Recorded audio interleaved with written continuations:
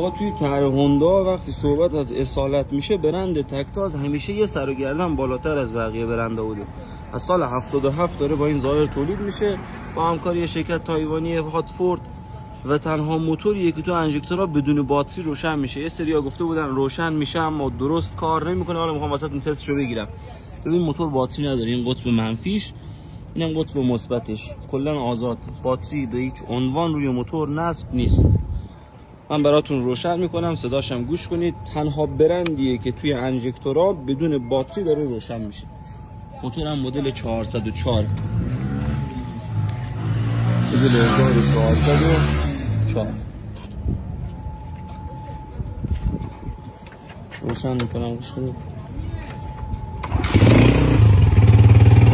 موتور درجا میزون درجه 1 در کار میکنه. گازخورش هم ببینید. حالا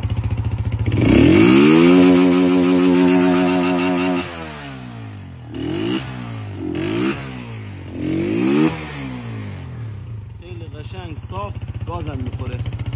این یعنی کیفیت، این یعنی اصالت. موتور انژکتور